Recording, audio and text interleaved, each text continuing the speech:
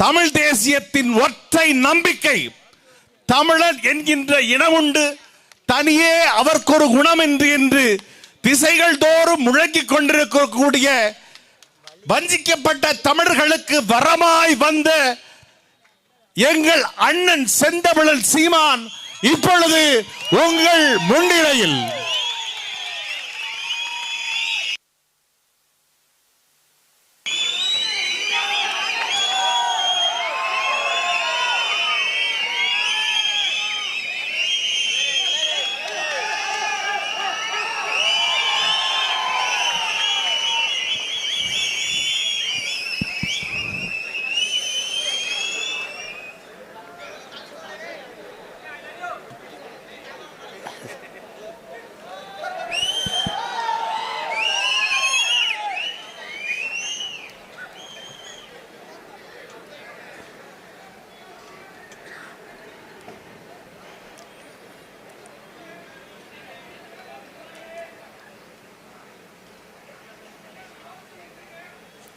எழுத்தறிவித்தவன்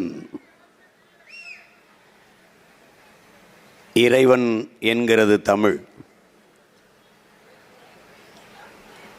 எப்படி பார்த்தாலும் நமக்கு எழுத்தறிவித்த இறைவன் நம்முடைய தாத்தா பெருந்தலைவர் காமராஜர் அவர்கள்தான்.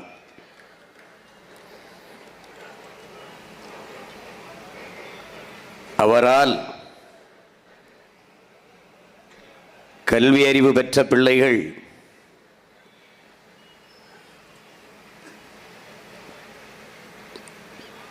தன்னுடைய தாத்தாவிற்கு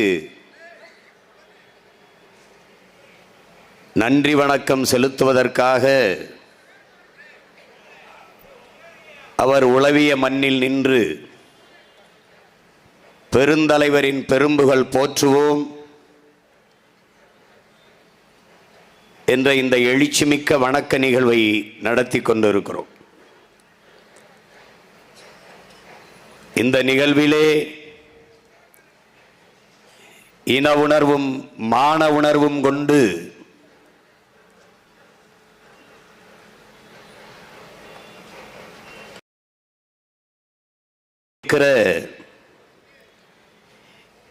என்னுடைய உயிரோடும் உணர்வோடும் கலந்து வாழுகின்ற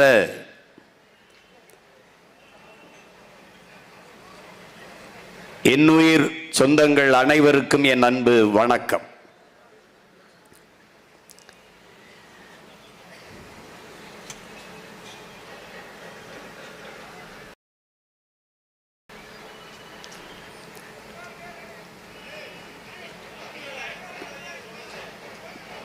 தொட்டனை தூறும் மணற்கேணி மாந்தர்க்கு கற்றனை தூறும் அறிவு என்கிறார் வள்ளுவ பெருமகனார். கண்ணுடையர் என்பவர் கற்றோர், முகத்திரண்டு புண்ணுடையவர் கல்லாதவர் என்கிறார்.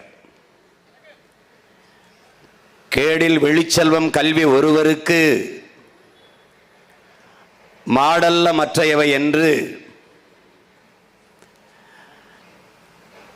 கல்வியின் பெருமையை தமிழ்மறை எடுத்து ஓதுகிறது.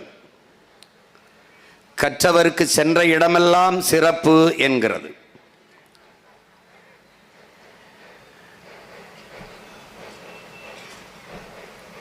எண்ணற்ற நமது முன்னவர்கள் கல்வியின் பெருமையை எடுத்து நமக்கு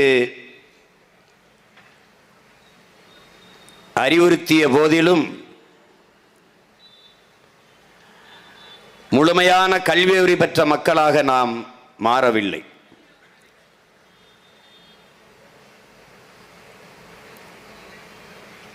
சாதி இரண்டொழிய வேறில்லை,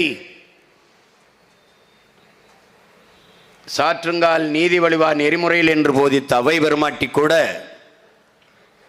பிச்சை புகினும் கற்கை நன்றே என்றுதான் வலியுறுத்துகிறார்.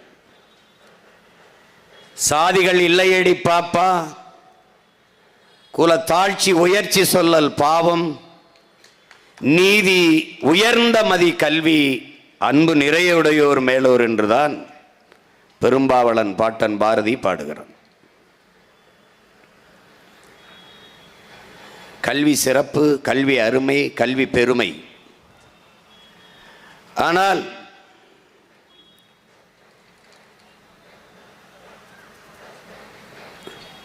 நம்முடைய தாத்தா பெருந்தலைவர் காமராஜ் அவர்கள் வருவதற்கு முன்பு நம் எல்லோருக்கும் கல்வி வந்து சேரவில்லை. கல்வி மறுக்கப்பட்ட சமூகத்தின் மக்களாக நாம் இருந்தோம்.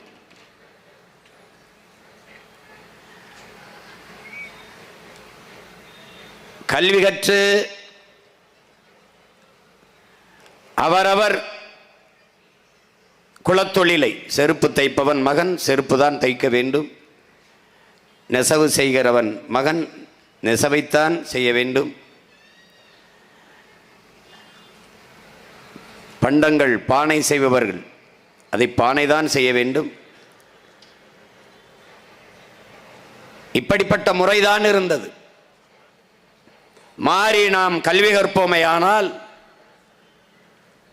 மாற்று பணிக்கு செல்வமையானால், அடுத்த பிறப்பில் அடுத்த ஜென்மத்தில் வாயாலே தின்று வாயாலே மலம் கழிக்கும் வௌவால் முகத்தை கொண்ட மைத்ராச ஜோதிகனாக பிறப்போம் என்றுதான் சாஸ்திரங்கள் சபித்தது. நீ அடுத்த ஜென்மத்தில் நாயாக பேயாக, இந்த ஜென்மத்தில் படித்து மனிதனாக என்று படிக்க வைத்தவன் நம்முடைய தாத்தன் காமராஜர் அவர்கள்.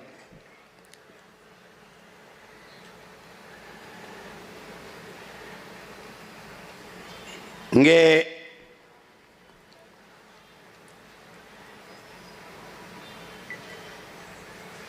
அன்றைக்கு முதல்வராக இருந்த முதறிஞர் ராஜாஜி அவர்கள் நிதி பற்றாக்குறை என்று சொல்லி 6000 பள்ளிக்கூடங்களை மூடிவிட்டார்.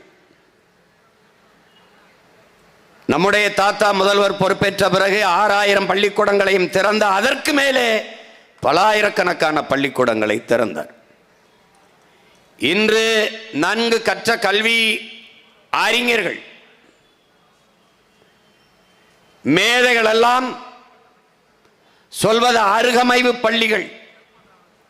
ஒவ்வொரு ஊருக்கும் ஒவ்வொரு சிற்றூருக்கும் ஒரு தொடக்க பள்ளி, 3 கிலோமீட்டர் தொலைவிற்கு ஒரு உயர்நிலை பள்ளி, 5 கிலோமீட்டர் தொலைவிற்கு ஒரு மேல்நிலை பள்ளி என்றுதான் இன்று இருக்கிற கல்வியில் மேம்பட்ட அறிஞர் பெருமக்கள் வலியுறுத்துகிறார்கள். அதை அன்றே நிறைவேற்றி காட்டிய பேரறிஞர் பெருந்தகை நம்முடைய தாத்தன் காமராஜர் அவர்கள். எல்லா சிற்றூர்களிலும் ஒரு தொடக்க பள்ளியை நிறுவினார். அவர் நிறுவிய தொடக்க பள்ளியில் படித்த பிள்ளைகள் தான் இங்கு ஏராளமாக குடியிருக்கிறோம். ஆனால் இன்று அந்த பள்ளிகளை எல்லாம் மூடிய பெருமக்கள் இவர்கள். அவன் தெருவுக்கு தெரு பள்ளிக்கூடங்களை திறந்து படிக்க வைத்தான். திராவிடர்கள் வந்தார்கள், தெருவுக்கு தெரு மதுக்கடைகளை திறந்து நம்மை குடிக்க வைத்தார்கள். இங்கே காட்டினார்களே, அவன் எண்ணற்ற அணைகளை கட்டினான், ஒரு துணையும் கட்டவில்லை. இவர்கள் ஒரு அணையும் கட்டவில்லை, பல துணைகளை கட்டினார்கள், பல துணைகளை கட்டினார்கள். எவ்வளவு தூரத்தில் இருக்கிறது பாருங்கள். அவருடைய சிந்தனை செயல்பாடும் இவர்களுடைய சிந்தனை செயல்பாடும். பள்ளிக்கூடம் திறந்தாயிட்டு படிக்க ஒரு பிள்ளைகளும் வரலை.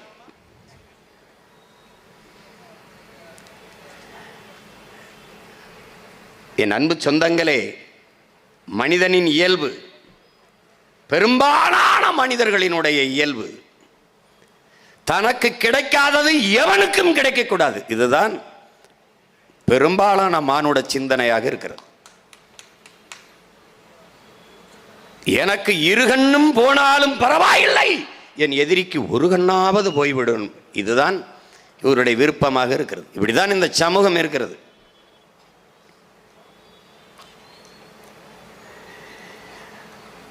ஆனால் ஒரு தலைவன் வந்தான், தனக்கு கிடைக்கவில்லை என்றாலும் பரவாயில்லை, தன் தேசத்தின் பிள்ளைகளுக்கு கிடைக்க வேண்டும் என்று நினைத்தான். தான் படிக்காத கல்வியை, தனக்கு கிடைக்காத கல்வியை தன் நாட்டு பிள்ளைகள் எல்லோருக்கும் கிடைக்க செய்ய வேண்டும் என்று நினைத்தான்.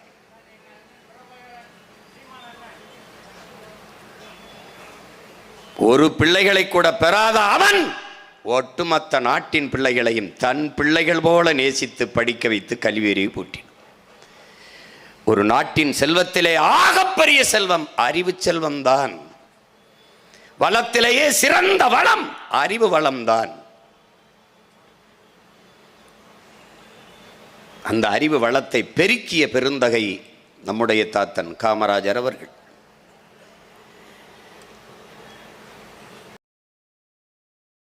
கொண்டிருக்கிறார். ஒருவன் ஆடு மேய்த்து கொண்டிருக்கிறான். ஒரு சிறுவன் பள்ளிக்கூடத்துக்கு ஏன் இவன் படிக்கப் போகவில்லை, வண்டியை நிறுத்திவிட்டு ஓரமாக போய் அவனிடத்திலே, தம்பிங்க வா, ஏன் நீ படிக்க போகல அப்படின்னா, படிக்க போனால் சோறு யார் போடுறது, நீயா போடுவாயின்னு கேட்குறான். அவர் முதலமைச்சர் காமராஜன் அவனுக்கு தெரியாது, யாரோ ஒரு பெரியவர் கேட்குறாருன்னு நினச்சி சொல்கிறான். தூக்கி வாரி போடுது. ஆடு மாடு மேய்க்க போனால் தான் ஒருவேளை சோறாவது கிடைக்குங்கிறான். அப்போ வறுமை, வயிற்றில் பசி, வயிற்று பசி இருக்கும்போது அறிவு பசியை தேடாது, வந்துடுறார். அதுக்கப்புறம் பள்ளிக்கூடத்துக்கு போகிறாரு. சுதந்திர தினம் கொடியேற்ற போகிறாரு. நீ வரிசையில் நிற்கிற பிள்ளைகளை ஒரு பிள்ளை மயங்கி விழுந்துடுறான். என்னும்போது பிள்ளைகளுக்கு பாடம் நடத்தினால் மண்டையில் ஏறாது. பசி வந்தால் 10ம் பறந்து விடும் என்கிறார் அறிவு மூதாட்டி அவ்வை. மானம், குடிப்பிறப்பு, தானம், தவம், கல்வி, ஒழுக்கம், காமம் எல்லாம், தொழில் முயற்சி எல்லாம் போயிருங்கிறார். 10ம் பறந்து போயிருங்கிறார். அப்ப அந்த பசி வயிற்றில் இருக்காது.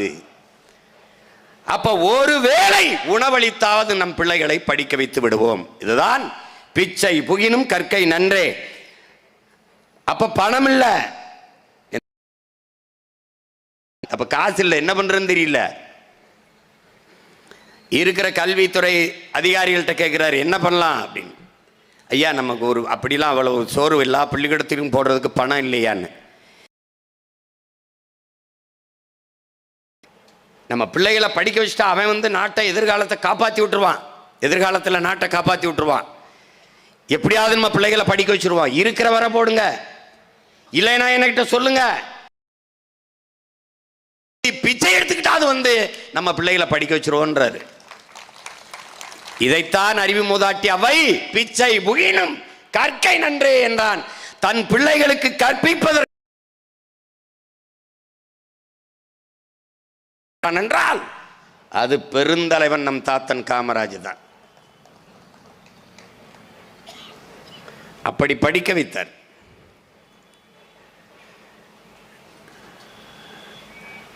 அப்போது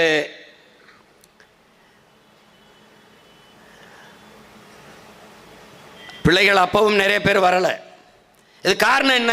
போட்டுக்கிற நல்ல துணிமணி இல்லை. சரி, இலவசமா உடை தருகிறேன் என்று சீருடை திட்டத்தை கொண்டு வந்தார்.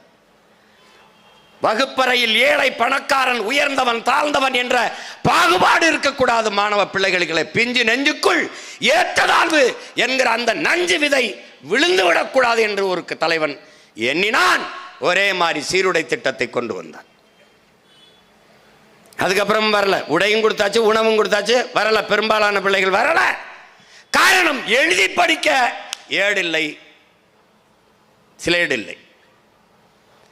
அதையும் தருகிறேன் என்று இலவச நோட்டு புத்தகமும் கொடுத்து நம்மை எல்லாம் படிக்க வைத்து இன்றைக்கு ஆளாக்கி இருக்கிறான் என்றால் நம்முடைய தாத்தா காமராஜர் அவர்கள் தான். தமிழ் சமூகம் நன்றி ஒருவனுக்கு சொல்ல வேண்டும் என்றால் அவனுக்குத்தான். கல்விக்கு கடவுள் என்று கலைமகளை சரஸ்வதியை வழிபட்டு கொண்டிருக்கிறோம். ஆண் வடிவத்தில் நம்முடைய சரஸ்வதி நடந்து வந்து கொண்டிருப்பதை அறிவார்ந்த தமிழ் சமூக மக்கள் புரிந்து கொள்ள வேண்டும்.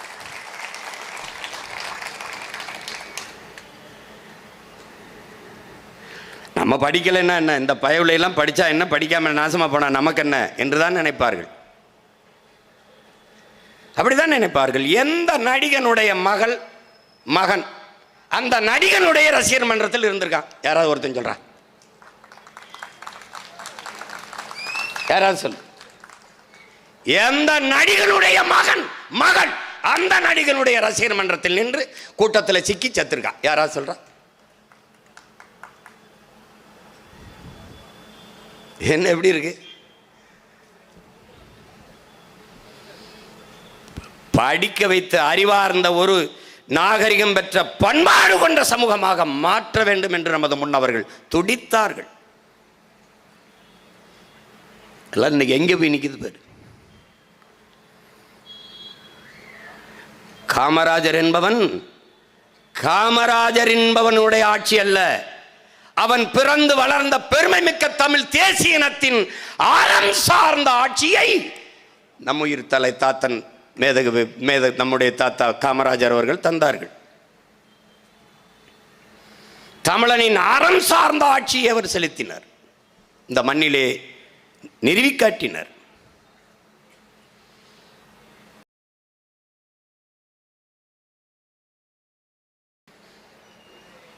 ஆடம்பரம் இல்லை, எளிமை, தூய்மை, பொது வாழ்க்கையில் தூய்மை. எலும்பும் நரம்பும் ரத்தமும் சதையுள்ள ஒரு மனிதன் 50 ஆண்டுகளுக்கு முன் இந்த நிலத்தில் இப்படி ஒரு உண்மையான நேர்மையான ஒரு மகன் உலவி இருக்கிறான் என்பதை எவனும் நம்ப மாட்டான். இப்படி ஒரு மனுஷன் வாழ்ந்திருக்கான் என்பதை. அரசியலில் புனிதம் என்ற சொல்லுக்கு பொருளாக வாழ்ந்தவன் நமது தாத்தன் காமராஜர் அவர்கள். புரட்டி புரட்டி படிக்க வேண்டிய அகராதியாக வாழ்ந்தவன் பெருந்தலைவன் காமராஜர் அவர்கள். அவனுக்கு முன்னே மணிமகுடம் வைக்கப்பட்டது. அவன்தான் காளிக்கு தலையை வெட்டி வைத்த கபாலிகனாக காலத்தை முடித்தான் என்கிறார் கவிஞர் மு. மேத்தா அவர்கள். ஒருவருக்கும் பொல்லாது நினைக்காத நெஞ்சன், உரிமையுள்ள ஒவ்வொருவருக்கும் உதவுகிற பண்பாளன்.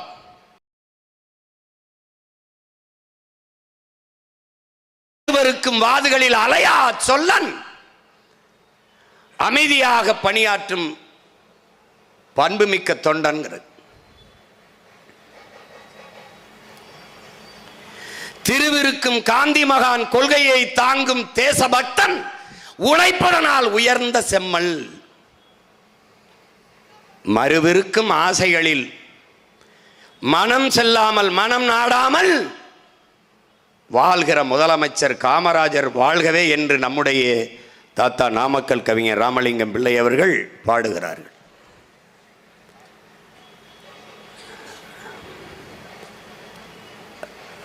அந்த பெருந்தலைவரின் பெரும்புகளை நாம் போற்றிக் கொண்டிருக்கிறோம். முன்பு நம்முடைய மிகச்சிறிய வயதில் நம்முடைய தாத்தா, நம்முடைய அப்பா, பெரியப்பா இவர்கள் காலத்தில்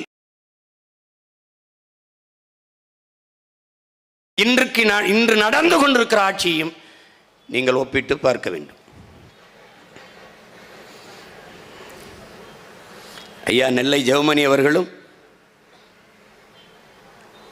கவிஞர் எஸ்.டி. சுந்தரம் என்பவரும் தாத்தா அவர்களை போய் சந்திக்கிறார்கள். ஆட்சியில் நிறைய திட்டங்கள், செயல்கள் எல்லாம் பாராட்டுக்குரிய திட்டங்களாம் வந்து நிறைவேற்றி கொண்டிருக்கிறார்.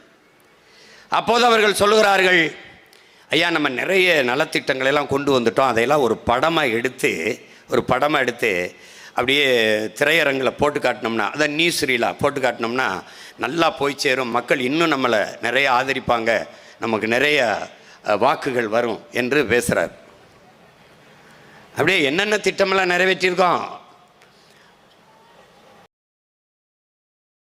ஆமாம், அப்புறம் பள்ளிக்கூடம் கட்டியிருக்கோம், ஆமாம், அப்புறம் அணைகள்லாம் கட்டியிருக்கோம். சரி, இப்போ குந்தாலில் நீங்கள் அணை கட்டியிருக்கிறீங்க, இப்போ அதை நான் எங்களை மாதிரி ஆளுகை எடுத்து பேசும்போது தான் தெரியுது, ஐயா ஒரு பெரும் பாறையை உடைச்சி கொண்டு போய் அதிலிருந்து தண்ணியை கொண்டு வந்து அணையை கட்டுறதெல்லாம் எப்படியா மக்களுக்கு தெரியும், அதை படமாக எடுத்து போட்டோம்னா தான்யா நல்லா தெரியும், அதை எடுத்து போட்டு காட்டினோம்னா நல்லதுயா அப்படின்னு.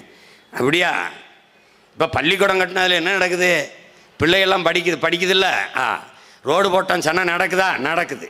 இப்போ அணை கட்டினா அதில் எல்லாம் நீரை பயன்படுத்தி வேளாண்மை செய்கிறாங்களா? விவசாயி செய்கிறாங்க. அப்போ அதெல்லாம் காட்ட சொல்கிற, சரி எவ்வளவு செலவாகும்? ஐயா ஒரு 3 லட்சம் செலவாகும்யா. அடபாவி எந்திரிச்சு போட்டேன், இதுக்கு நான் 10 பள்ளிக்கூடம் கட்டி பிள்ளைகள் இன்னும் நல்லா படிக்க வச்சிருவேன்றாப்ல.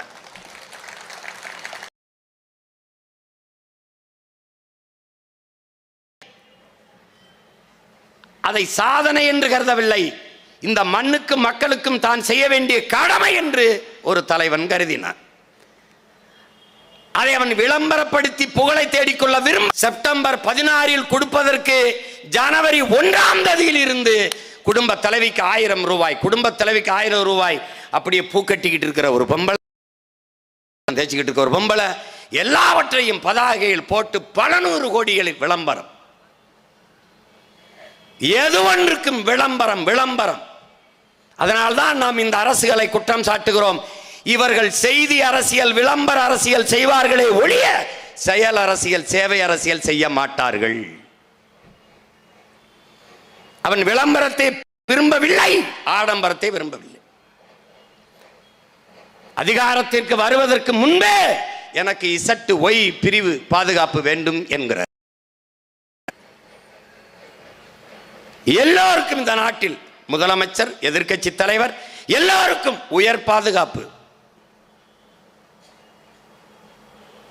பாதுகாப்புன்னு ஒரு கூட்டம் இல்லாம, ஏன் நாங்கள் தான் இந்த நாட்டிற்கே பாதுகாப்பு. காவக்காரனுக்கு எதுக்குடா ஒரு காவக்காரன்? கருப்பணசாமி அமைச்சராகி போய் கொண்டிருக்கிறார் தாத்தா வாகனத்திலே. முன்னாடி காவல்துறை வண்டி ஓய்ங் ஓய்ங் ஓய்ங் ஓய்ங் என்று கத்திக்கொண்டு போகிறது, சைரன் ஒளியை எழுப்பிக் கொண்டு. இந்த அவனை நிப்பாட்ட சொல்லுன்னே. நீ இப்போ பாகிஸ்தானுக்குள்ள போறேன், சொந்த நாட்டுக்குள்ள போறேன், போப்பா, தெண்ட செலவு, பெட்ரோல் செலவு, போய் வண்டியை போய் ஸ்டேஷன்ல நிறுத்து, போ போ. இது காமராஜர். இன்றைக்கு முதலமைச்சர் விடுவார். வழி நெடுக இருபக்கமும் காவலர்கள். அவனுக்கு எந்த கழிவறை வசதி, ஒரு இல வசதி இருக்காது. வெயிலோ மழையோ அவன் நின்றுக்கிட்டே இருக்கணும். அப்படி என்னதான்டா புடுங்குனீங்கன்னா ஒன்றும் கிடையாது. இவர்கள் தான் வாக்கு கேட்கும் போது வந்து கூட்டத்தில் நின்று அப்படி ஆரத்தி எடுக்கும் போது அப்படியே சிரிப்பார்கள். அப்படியே அந்த ஆரத்தி தட்டில் இருக்கிற அந்த ஆரத்தி தண்ணியில் ஆசிட்டு ஊற்றி இருக்கும்னு கவலைப்படுறதில்லை, அப்போ பயப்படுறதில்லை. அப்படியே போய் கும்பிட்றது, அம்மா அம்மா அப்படின்னா. அப்போ கத்தியை வச்சு ஒருத்தர் இடுப்பில் குச்சிடுவான்னு பயப்படுறதில்ல, அப்போல்லாம் பயப்படுறதில்ல. அதிகாரத்துக்கு வந்த பிறகு பயப்படுறது. ஏன்னா அங்கே சொன்ன எதையும் இங்கே வந்து செய்யறதில்லை. அதனால ஏதாவது பண்ணிடுவானோ, யாராவது பண்ணிடுவானோன்னு பயப்படுறது. ஆனால் அந்த தலைவன் வெற்று வாக்குறுதிகளை கொடுப்பதில்லை, கொடுத்த வாக்குறுதியை நிறைவேற்றாமல் போனதில்லை. அதனால அவனுக்கு பயம் இல்லை, அவன் பேர பிள்ளைகள் எங்களுக்கும் பயம் இல்லை. நாங்கள் அரசியல் செய்ய வந்தது அந்நியர்களுக்கு அல்ல, என் ஆத்தாளப்பன், என் மாமன் மச்சன், என் பிள்ளைகளுக்கு, எங்கள் சொந்தங்களுக்கு.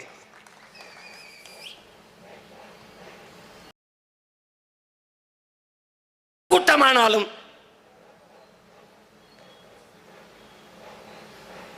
நீ பாரு, அக்டோபர் 30 நான் தெய்வ திருமகன் தாத்தா முத்துராமலிங்கத்திற்கு வணக்கம் வருவேன். காவலர்கள் குறுக்க மறிப்பாங்க. ஐயா எல்லாம் ஒழுங்கு பண்ணியாச்சு, ஐயா ஒழுங்கு பண்ணியாச்சு, சரன்னு போயிட்டு மாலையை போட்டு வணக்கம் செலுத்த வேண்டியதாயான்பாங்க. சரி போங்கம்மா. கொஞ்ச தூரம் போனவொன்னே ஆளை காணாம போயிடுவாங்க. நல்ல கூட்டம். என்னைக்காவது ஒரு நாள் நாம் தமிழர் கட்சி காவல்துறை எங்களுக்கு உரிய பாதுகாப்பை கொடுக்கவில்லை என்று சொல்லியிருக்குதா? காவல்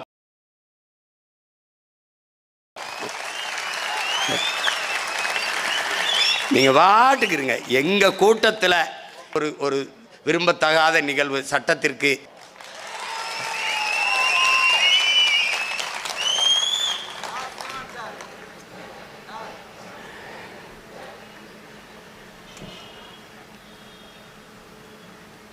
இவர்கள் 100 ரூபாய் கொடுத்து விட்டு 1000 ரூபாய்க்கு விளம்பரம் செய்து கொள்வார்கள். ஒவ்வொன்றும் அவர் ஆட்சியில் நடந்த ஒவ்வொன்றையும் நீ நினைச்சு பார்த்தீங்கன்னா இப்படிலாம் ஒரு மனுஷன் ஆட்சி செஞ்சிருக்கானான்னு நினைப்பீங்க. ஒரு பிள்ளைக்கு கண் பார்வை போயிடுது. கண் பார்வை போனோன்னா பெற்றோர்கள் வந்து இந்த மாதிரி ஐயா வெளிநாட்டில் போய் கண் பார்வை சிகிச்சை செஞ்சுக்கணும், அறுவை சிகிச்சை பண்ணிக்கணும், அதுக்கு கடவு சீட்டு வேணும், அப்போது இருந்தால் தான் போக முடியும். இவங்க 2 மாதம் ஆகுங்கிறாங்க. அது ஒரு முறைன்னு வச்சுருப்பாங்களே, ப்ரொசீஜர்னு வச்சுருப்பாங்க, அது 2 மாதம் ஆகுன்றாங்க அப்படின்னு.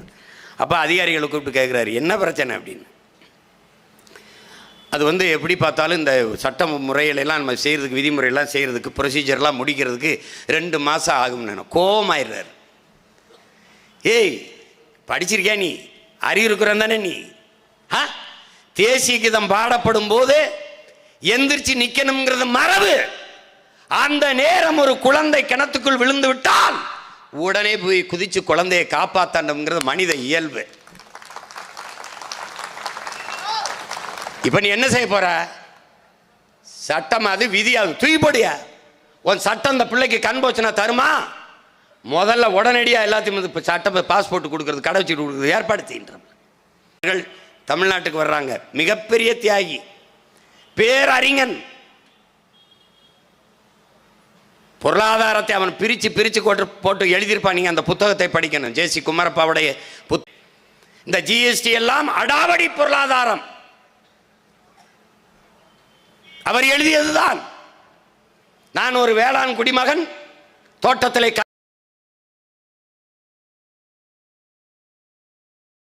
ஒரு வருட காலம் நான் உழைத்து அதுக்கு உரமிட்டு வரப்பு கட்டி தண்ணி விட்டு தோகையை கிழிச்சு எல்லாம் வைத்து நான் அதை வளர்த்திருப்பேன். தார் விட்டு நாளைக்கு அறுக்கலாம் என்று நான் பார்த்து விட்டு செல்லுகிற போது யானை வந்து கரும்பு தோட்டம் முழுமைக்கும் நாசம் பண்ணி தின்று அழித்து விட்டு போகும். குரங்கு வந்து வாழைத்தாறு முழுக்க தின்னு நாசம் பண்ணி விட்டு போகும். விளை வைத்த கரும்புக்கும் வாழைக்கும் ஏதாவது சம்பந்தம் இருக்கா? ஒரு துளி உழைப்பு அதனுடையது இருக்கா? இல்லை. ஆனால் பயனை மொத்தத்தையும் அது அனுபவித்துக் கொண்டு போகும். இதுதான் அடாவடி பொருளாதாரத்துக்கு எடுத்து. முதலீடு என்னது? உழைப்பு என்னது? அதில் வர வேண்டிய லாபம், கிடைக்க வேண்டிய லாபம் எனக்கு வர வேண்டியது. ஆனால் 18 விழுக்காடு 20 விழுக்காடு வரி என்று எடுத்துக்கொண்டு போவது, இதுதான் அடாவடி பொருளாதாரம் என்று அன்றைக்கு எழுதியவன் நம்முடைய தாத்தன் ஜே.சி. குமரப்பா அவர்கள். அவர் இந்த தமிழ்நாட்டிற்கு வரும்போது தாத்தா முதலமைச்சர் பெரிய வரவேற்பு கொடுக்க வேண்டும் என்று விரும்புகிறார். ஆனால் அந்த அதிகாரிகள் இல்லை, ப்ரொசீஜர், அது பிரசிடென்ஸ் இல்லை, அதுக்கு அந்த மாதிரி விதி இல்லை, முறை இல்லை. இதுக்கு முன்னாடி இப்படி நடந்ததில்லை. ஏனால் அவர் எந்த அமைச்சராக இருந்ததில்லை, பாராளுமன்ற உறுப்பினராக இருந்ததில்லை, சட்டமன்ற உறுப்பினராக இருந்ததில்லை. அதனால அவருக்கு கொடுக்க முடியாது என்று சொல்கிறார்கள். இவர் சொல்றாரு, அவன் அந்த பதவியெல்லாம் விட மேலானவன், விடுதலைக்காக போராடிய தியாகி. அவன் போராடியதால் தான் நீ அதிகாரியாக நின்று என் முன்னாடி பேசிக் கொண்டிருக்கிறாய் என்கிறார்.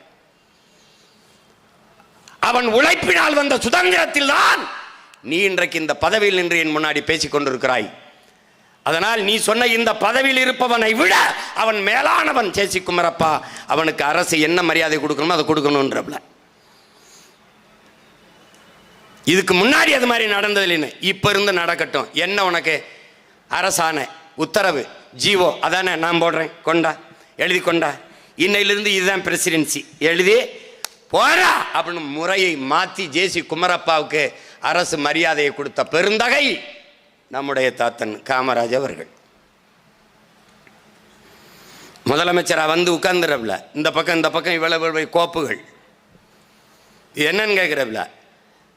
இது ஒரு ரொம்ப முக்கியமான கோப்புகள்.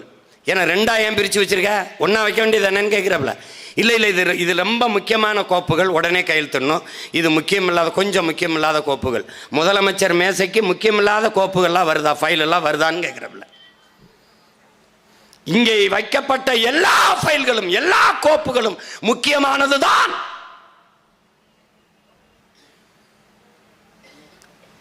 அதுல எல்லாத்திலும் எது முக்கியமோ அதில் முதல்ல படிச்சு கையெழுத்து போட்டுருணும். எல்லாத்திலும் கையெழுத்து போடணும். அதான் காமராஜ். அவன் எப்படிப்பட்ட தலைவன் நினைக்கிறேன் நீ? மருத்துவக் கல்லூரியில் 100 இடம், 100 பேர் விண்ணப்பிச்சிருக்கான், 10 இடம் தான் இருக்குது. 10 இடம் தான் இருக்குது.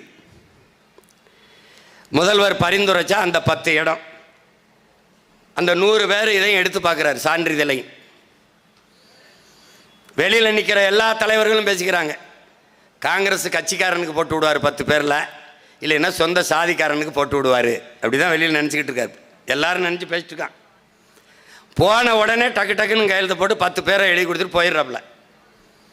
அங்கே போய் பார்த்தா தெரியுது, என்னையா 100 பேரில் ஒன்றையுமே பார்க்காம படக்குன்னு கையெழுத்து போட்டு வந்துட்டியில்லையே அப்படின்னு புரட்டி பார்த்துக்கிட்டே வந்தேன்னே. 100 இதையும் பார்த்தேன், இந்த சர்டிஃபிகேட்டை எல்லாம். அதில் 10 பேர் 10 பிள்ளைகளோட இதில் அப்பன் கையெழுத்துக்கு பதிலாக கைரேகை வச்சுருந்தான். 10 பேருது கைரேகை இருந்துச்சு. படிப்பு போய் சேரலைன்னு அவன் வீடு அவன் குடும்பத்துக்கு. அந்த கைரேகை வச்ச குடும்பத்தில் ஒருத்த வரட்டும்டா டாக்டரா, அதனால போட்டான்டா 10 பேருக்குன்னா. அவன் யாரு? பெருந்தலைவன். அதனால தான் பெருந்தலைவன். முதலமைச்சராகி வந்துடுறாரு தாத்தா. அதுக்கு முன்னாடி யாரு? இன்னொரு தாத்தா ஓமந்தூர் ராமசாமி ரெட்டியார், குமாரசாமி ராஜா, இந்த பக்கம் மூதறிஞர் ராஜாஜி, எல்லாம் பெரிய கல்வியாளர்கள். நம்ம தாத்தா பெரிய கல்வியாளர் இல்லை, பெருசாக படிக்கல. இவர்களெல்லாம் இருந்த இடத்தில் படிக்காத காமராஜன் இருந்து எப்படி இதை நிர்வாகம் பண்ணுவான்னு எல்லாம் நினைக்கிறாங்க, குறிப்பாக அதிகாரிகள். அப்போ அது நிறைவேற்றப்பட்ட திட்டத்திற்கான வரைவு வருது. தாத்தா கையெழுத்திடணும். என்னதுன்னு கேட்குறாப்புல.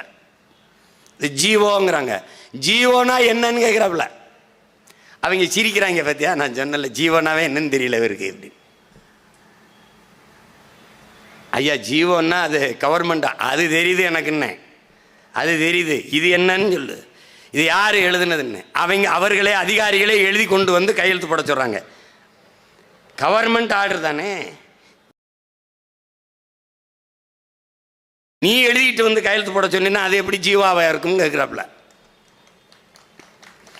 இப்படித்தான் இவ்வளவு காலம் பண்ணிட்டு இருந்தீங்களா அதிகாரிகளா சேர்ந்து? நீங்கள் நினைக்கிறதா என்கிட்ட வண்டி ஓட்டிட்டு இருந்திருக்கீங்களா நீங்கள்? இப்போ நான் தான் கவர்மெண்ட்டு, நான் போடுறதான் ஜீவோ. இங்கே வா, நான் சொல்கிறத எழுதி எழுத்து போட்டாள். இந்த நாட்டின் நிர்வாக முறையிலே மாத்திய மகான் நம்முடைய தாத்தன் காமராஜர் அவர்கள். சாதாரணம் கிடையாது. ஏன்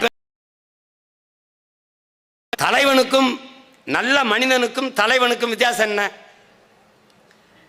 பசிக்குது பசிக்குது பசிக்குதுன்னு ஒருத்தன் வந்து என்கிட்ட கேட்குறான் பசிக்குதுன்னு ஒருத்தன் கேட்குறான்.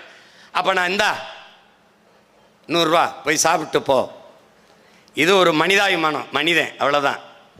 ஒரு இளைஞன் வந்து பசிக்குதுன்னு கேட்குறான், இங்கே வா இந்தா 100 ரூபா சாப்பிட்டு நான் இங்கே இருப்பேன், சாப்பிட்டு திருப்பி என்னை வந்து இந்த இடத்துல சந்திக்கணும், சரியா? அப்படின்னு. சரி, இப்போ போயிட்டு வந்தாச்சு.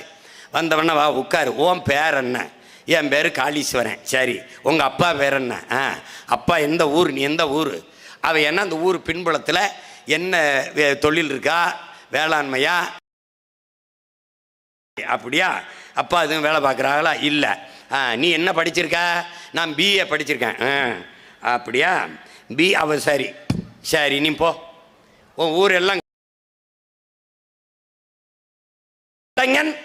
சாப்பாட்டுக்கு வழி இல்லாமல் பசியோடு ஒருவேளை சாப்பாட்டுக்கு கையேந்திரான் என்றால் இந்த நாட்டில் எத்தனை ஆயிரக்கணக்கான இளைஞன் இப்படி படிச்சுட்டு வேலை இல்லாமல் பசியோடு சுத்திக்கிட்டு இருக்கான்னு யோசிச்சு அந்த அத்தனை ஆயிரக்கணக்கான இளைஞனுக்கும் வேலை வாய்ப்பை ஏற்படுத்தி கொடுக்க சிந்திக்கிற ஒரு தலைவன் ஒருத்தன் இருக்கான்ல, அவன் தலைவன். இப்ப புரியுதா? அப்படி தாத்தா கல்லூரியில் வேலை பார்க்குற ஆசிரியர்கள்லாம் சோத்து கூட தூக்கிட்டு வர ஒரு அப்பத்தான். ஒரு தாய், அவள் வயசானவ, வந்தபோது கூட்டத்தில் எல்லாரும் இடிச்சு பிடிச்சிக்கிட்டு முதலமைச்சர் சுத்திக்கும். இந்த கிளவி எப்படியாவது காமராஜரை பார்த்து அந்த அம்மா உள்ள விடுனேன் வாங்கம்மா என்ன பிரச்சனை? ஐயா எங்கள் பிரச்சனையை என் பிரச்சனையை தீர்த்து விடுங்கய்யா. என்ன பிரச்சனை சொல்லுங்கம்மா? ஐயா எனக்கு ஒன்றும் என் பிள்ளை வீட்டிலாம் ஒன்றும் எனக்கு கவனிக்கல, எனக்கு வயசாகி போச்சு, இந்த கூடையை தூக்கி தான் கஞ்சி உப்பு சாப்பிட்டுக்கிட்டு இருக்கேன், இது எத்தனை நாளைக்கு என் உடம்புல தெம்பு இருக்கு தான் இது பண்ண முடியும், எங்களுக்கு ஏதாவது ஒரு வழி பண்ணுங்கய்யா, எங்களுக்கு ஏதாவது மாதம் ஏதாவது கிடைக்கிற மாதிரி ஒரு வழி பண்ணுங்கய்யா. அப்படியா? சரி அப்படியா? அப்போ என்ன பண்ணுற, ஏதாவது உதவுங்க என்னன்னு பக்கத்தில் இருக்கிற ஒரு 20 அன்னைக்கு அது பெரிய காசு. அந்த அம்மா இந்த காசு வேணாம், நீ இன்னைக்கு கொடுத்துட்டு போயிடுவ, அப்புறம் அடுத்த மாதத்துக்கு நான் என்ன பண்ணுவேன்னு ஒரு கேள்வியை வைக்கிறா. யாரு? அந்த கிழவி. உடனே தாத்தா அப்படின்னு போயிடாப்புல. வண்டியில் ஏறி போகும்போது இப்போ இந்த அம்மாவுக்கு மாதம் எவ்வளோ செலவாகும்னு கேட்குறாங்க. அப்போ அவங்க சொல்கிறாங்க கூட வர்றவங்க ஒரு 20 ரூபா ஆகும்யா. அப்படியா? இந்த மாதிரி மொத்தமாக இந்த பெற்றோர்களால் கைவிடப்பட்ட முதியோர்கள் இருக்காங்கல்ல, நாடங்களும் எத்தனை பேர் இருக்காங்கன்னு கணக்கெடுக்க சொல்கிறாப்புல. எத்தனை ஆயிரம் பேர் இருக்கான் பாரு அப்படின்னா ஒரு 2000 பேர் மாதம். தொலைநோக்கு. இதுதான் ஒரு தலைவனுடைய திட்டம். குடும்ப தலைவிக்கு சும்மா 1000 கொடுத்து ஓட்ட பறிக்கிறது இல்லை. அதனால தான் சொல்கிறோம், அரசியல்வாதிகள் எப்போதும் அடுத்த தேர்தலை பற்றியே சிந்திப்பார்கள். தலைவர்கள் மட்டும்தான் அடுத்த தலைமுறையை பற்றி சிந்திப்பார்கள். அடுத்த தலைமுறையை பற்றி சிந்தித்த தலைவன். அதனால்தான் காற்று, கடல், மலை, மரம் எல்லாவற்றையும் நேசிக்க காரணம் அதனால்தான். நீ காசு பணத்தை வைத்து விட்டு செல்ல நினைக்கிறாய், நான் என் பிள்ளைகளுக்கு நல்ல காற்றை வைத்து விட்டு போக வேண்டும் என்று நினைக்கிறேன். நீ பெரிய வீட்டை வைத்து விட்டு போக நினைக்கிறாய், நான் வாழ்வதற்கு நல்ல நாட்டை வைத்து விட்டு போக நினைக்கிறேன். நீ தங்கத்தை வைத்து விட்டு போக நினைக்கிறாய், நான் தண்ணீரை வைத்து விட்டு போக நினைக்கிறேன். நீ சொத்தை சேர்த்து வைத்து விட்டு போக நினைக்கிறான்.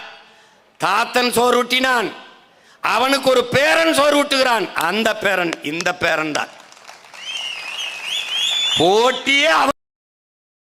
ஒரு காலத்தில் அவன் தாத்தன், சீமனுடைய தாத்தன் காமராஜர் நல்லாட்சி கொடுத்தானா, அவன் பேரன் சீமான் நல்லாட்சி கொடுத்தானா. இதுதான் போட்டி.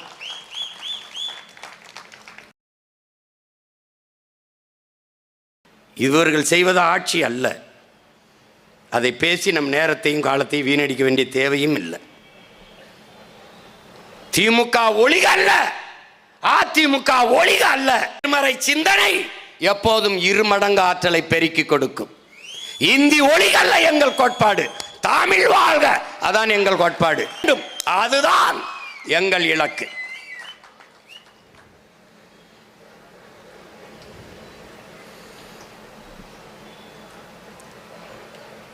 ஒவ்வொன்றிலுமே நம்முடைய தாத்தன் வியப்பு.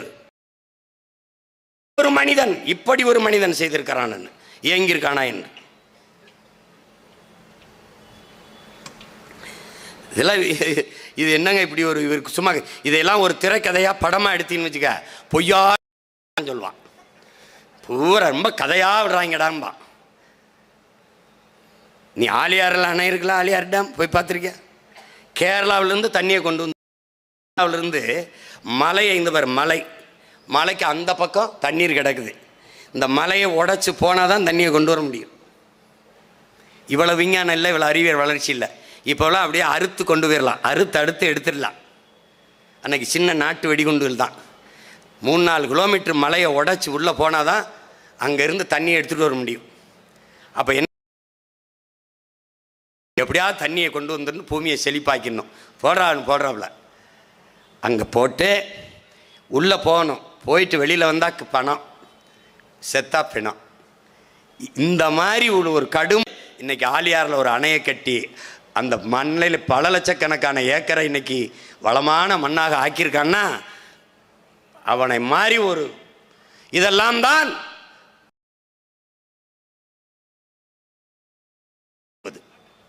பார்த்தா எப்படியா மலையை குடைஞ்சிக்கிட்டு போய் தண்ணியை கொண்டு வர்றதுன்னு நினைப்போம். அவன் கொண்டு வந்தான்.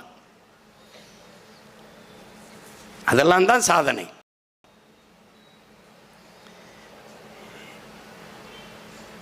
ஊட்டியில் போய் படம் எடுத்துக்கிட்டு இருக்கேன். இதுவரை யாரும் போய் படம் எடுக்காத இடத்துக்கு கூட்டி போங்கிற ஓட்டுநரை மலை உச்சியில் கொண்டு போய் இங்கே நிறுத்திருக்காவில் நின்று பேசிருக்கும்போது இங்கே வரைக்கும் ரோடு போட்டது யாருன்னு கேட்டேன். காமராஜர் தான். நாப்பில் கலங்கி அழுதுட்டேன். அவன் பண்ண சாதனை யாரும் கிடையாது. இனியவளை கதை வசனம் எழுதுறதுக்கு வைகை அணையில் வந்து உட்கார்ந்துருந்தேன். அங்கே காவலராக ஒரு ஐயா இருந்தார். அவர் சின்ன பிள்ளையா இருக்கும்போது அவங்க அப்பா அங்கே இருந்திருக்காரு. தாத்தா அணையை கட்டியிருக்காரு. அவரே நின்று கட்டியிருக்காப்புல. அந்த ஒரு மேஸ்திரி சித்தாலோட பேசணும், அங்கே பாரு பேசிட்டுருக்கா, ஏய் வாயடிக்காத வேலையை பாரு என்று ஒரு மேஸ்திரி போல நின்று வேலையை பார்த்து அந்த அணையை கட்டியிருக்காப்புல. அந்த அணைக்கு ஒதுக்கின பட்ஜெட்டு போக மீதி இருந்த பணத்தில் இன்னொரு இடத்தில் அணையை கட்டுவோம் என்று கட்டத் தொடங்கினார். ஆட்சி முடிஞ்சிட்டது, அதோடு நின்றுச்சு. அவரை மாறி ஒவ்வொன்றையும் பார்த்து இந்த மண்ணுக்கு மக்களுக்குமாக திட்டங்களை சட்டங்களை கொண்டு வந்த தலைவன் எவனுமே கிடையாது.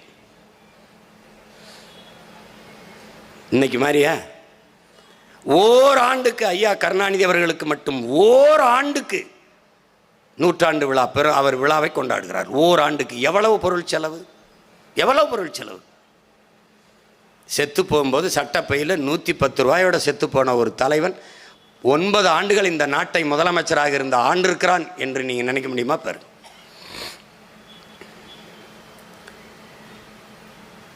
ஐயா முன்னாள் காங்கிரஸ் கமிட்டியின் தலைவராக இருந்த கிருஷ்ணசாமி நாயுடு வந்து நம்முடைய பாட்டியே இதே விருதுநகரில் வந்து சந்திக்கிறாங்க. வீட்டில் சந்திக்கும்போது எப்பா நான் என்ன ஒரு ஒண்டி கெட்டங்க அங்கே போய் என்னை சென்னையில் அவனோட அவன் மெட்ராஸில் அவனோட வச்சுக்கிற கூடாதா, நான் பாட்டுக்கு ஒரு ஓரத்தில் கிடப்பேன்லன்னு சொல்லி நம்ம பாட்டி சொல்ல, உடனே இவர் போய் நம்ம தாத்தாட்ட சொல்கிறார். அது சரிதான், அவளுக்கு இருக்கும்ல என் கூட இருக்குன்னு ஆசையில் நானும் ஒரு கல்யாணம் காட்சி பண்ணிக்கல, அவள் கூட இருக்குன்னு ஆசைப்படும் தான் ஆத்தா. ஆனால் வருவான், அத்தையை பார்க்க வரேன் 4 பேர் வருவான், இங்கேயே இருப்பான், இருந்துக்கிட்டு இங்கேருந்து ஃபோனை போடுவான், முதலமைச்சர் வீட்டில் இருந்து பேசுகிறேன்பான், நிர்வாகத்தை கெடுத்து போடுவான்னே. இன்னைக்கு இருந்தா எவனே தெரியாது. ஐயா ஸ்டாலின் வந்து நான் உங்கள் அப்பா அப்படின்னவன போகிற வரவன்லாம் தண்ணியை போட்டு மோட்டர் பைக்கில் போகிறவன்லாம் போலீஸ் பிடிச்சா இருங்க எங்கள் அப்பாவுக்கு பேசுகிறேன்றான். புரியுதுன்னு நினைக்கிறேன். அன்னைக்கு பாருங்க, வீட்டில் இருந்து முதலமைச்சர் வீட்டில் இருந்து பேசுகிறேன்னு நிர்வாகத்தை சீர்கெடுத்து விடுவான் என்று அச்சப்பட்டிருக்காப்ல. அப்படியெல்லாம் ஒரு தலைவனை நீங்க பார்க்க முடியாது. ஒவ்வொன்றும் வியப்பா இருக்கும், எப்படா இவர் இப்படி யோசிச்சார் அப்படின்ட்டு.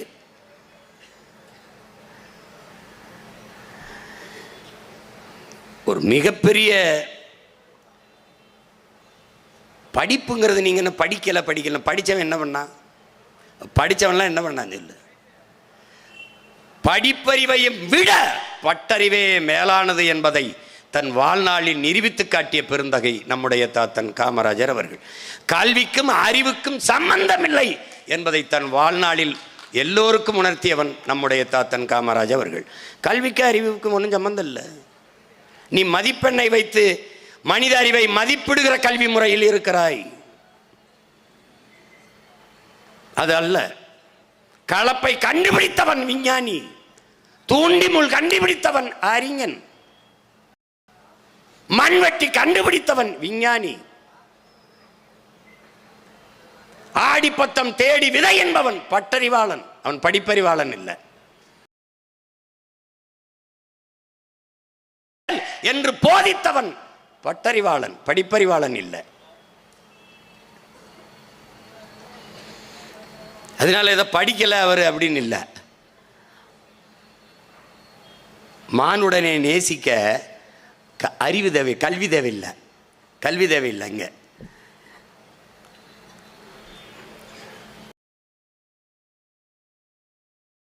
படித்தவன் தாண்டா அதிகமாக ஊழல் லஞ்சம் கொலை கொள்ளை எல்லாம் செஞ்சு கேவலப்படுத்திக்கிட்டான் நாட்டை. படித்தவன்லாம் பாரு, எம்எஸ்சி எம்பிஏ படித்தவன்லாம் டாஸ்மாக் கடையில் சரக்கு ஊற்றி கொடுத்துக்கிட்டு இருக்காண்டா. ஏன்னா வேலை இல்லை, வேலை இல்லை. எத்தனை தொழிற்சாலைகளை கொண்டு வந்து எவ்வளவு பேருக்கு வேலை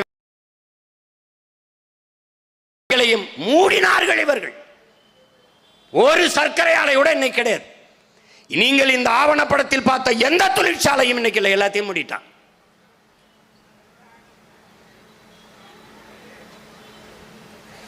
ஒரு தொழிற்சாலை கிடையாது.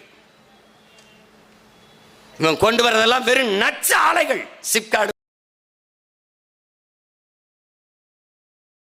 என்ன தயாரிக்கப்படுது? என் தம்பி சொன்னா பாருங்க, ஹரியானா மாநிலம் பிரிக்கப்படும் போது சண்டிகாரில் இந்த தொழிற்சாலை அங்க வரணும்னா என் மக்களுக்கு நீ வேலை வாய்ப்பை கொடுன்னு கேட்கிறான். இன்னொரு 1959 கொண்டு வந்த தமிழ்நாடு தேர்வாணைய ஒரு வரைவு, 30 விழுக்காடு வேற மாநிலத்தவர்கள் வந்து எழுதி கொள்ளலாம், 30 விழுக்காடு, மீதி 70 விழுக்காடு வேலை வாய்ப்பு.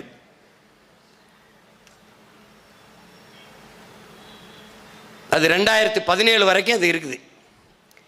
ஆனால் அதற்கப்ப இருந்தா, அதுக்கு அந்தப்ப இருந்த அதிமுகவின் ஆட்சி யார் வேண்டுமானாலும் வந்து எழுதி கொள்ளலாம் தமிழ்நாடு தேர்வாணையத்தில். தமிழ்நாட்டின் வேலை வாய்ப்பில் எந்த மாநில இந்தியாவில் யார், ஆனால் அதுல அந்த 30 விழுக்காடு வேறு மாநிலத்தை வந்து எழுதலாமல் இருக்கிறதுல தமிழ் மொழி பாடத்தில் கட்டாயமாக தேர்ச்சி பெறணும். அந்த டிஎன்பிசி தேர்வில் தமிழ்நாடு தேர்வாணையத்தார் யார் வேணாலும் வந்து எழுதி தேர்ச்சி பெற்று தமிழ்நாட்டு வேலை வாய்ப்பை பெறலாம். வேலை வாய்ப்பை பெற்று 2 ஆண்டுகள் கழித்து நீங்கள் தமிழ் கற்றுக்கொள்ளலாம் என்ற சட்டத்தை கொண்டு வர்றாங்க. வேலை கிடைத்து விட்டால் எவனாவது தமிழ் படிப்பானா என்று அறிவார்ந்த எனது தம்பி தங்கைகள், என் அருமை பெற்றோர்கள் கேள்வி எழுப்பி அந்த இருந்த ஒரு வாய்ப்பையும் தாரை வார்த்து கொடுத்து விட்டார்கள்.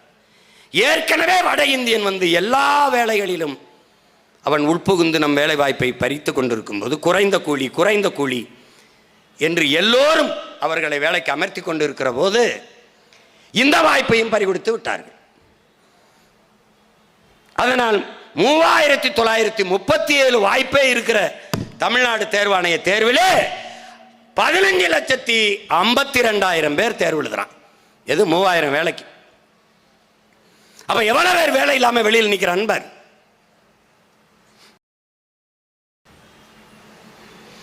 அதே மாதிரி பகுதி நேர ஆசிரியர்கள் பணி நிரந்தரத்திற்காக காத்திருக்கிறார்கள். இன்றைக்கு பணி நிரந்தரம் செய்யப்பட்டவர்களுக்கு 10,000 to 20,000 தீபாவளிக்கு போனஸ். ஆனால் பகுதி நேர ஆசிரியர்களுக்கு ஒன்றும் இல்லை. அவருடைய வருத்தம் என்ன? பல ஆண்டுகளாக பகுதி நேரம் வேலை செய்கிறோம், சம வேலை, அப்ப சம ஊதியம், பணி நிரந்தரம் தா என்று போராடுகிறார்கள். ஆசிரியர்கள் வீதிக்கு வருகிறார்கள்.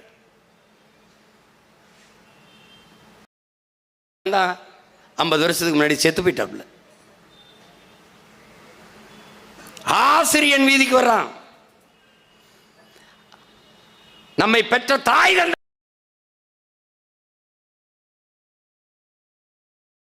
ஆனால் அறிவு கலவரையாக பள்ளி கல்லூரியிலே 15 ஆண்டுகள் 20 ஆண்டுகள் நம்முடைய ஆசிரியர் பெருமக்கள் நம்மளை அறிவு கருவறையிலே சுமக்கிறார்கள். பெற்றவர்கள் நமக்கு இந்த உலகத்தை காட்டுகிறார்கள். இது உலகம், இது சித்தப்பா, இது பெரியப்பா, இது தாத்தா மாமா என்று உறவை காட்டுகிறார்கள், உலகை காட்டுகிறார்கள். ஆனால் ஆசிரியர் பெருமக்கள் தான் உலகத்துக்கே நம்மை காட்டுகிறார்கள். இவன் சாக்ரட்டிஸ், இவன் அலெக்சாண்டர், இவன் அரிஸ்டாட்டில், இவன் என்று அவர்கள் தான் காட்டுகிறார்கள். இவன் மார்க்ஸ், இவன் லெனின், இவன் எங்கர்சால், இவன் அரிஸ்டாட்டில் என்று அவர்கள் தான் உலகத்துக்கு காட்டுகிறார்கள். இவன் சீமான் என்று இந்த உலகத்திற்கு காட்டியது எனக்கு அறிவு புகிட்ட என் ஆசிரியர் பெருமக்கள். வீதியில் நின்று போராடுகிறார்கள் என்றால் அந்த சமூகம் அறிவற்ற சமூகமாக மாறிக்கொண்டிருக்கிறது, முறையற்ற நிர்வாகத்தை கொண்ட சமூகமாக மாறிக்கொண்டிருக்கிறது என்று பொருள். மிக முதன்மையானது எது? அடிப்படை உயிர் தேவை எது? உணவு. உணவை விளைவித்து உருவாக்குவன் உழவர் குடியும். அவன் வீதிக்கு வந்து போராடுகிறான். உயிரினும் மேலானது எது? மானம். மானத்தை மறைப்பது ஆடை. ஆடையை நெய்து தருபவன் எவன்? நெசவாளி. அவன் வீதியில் வந்து போராடுகிறான்.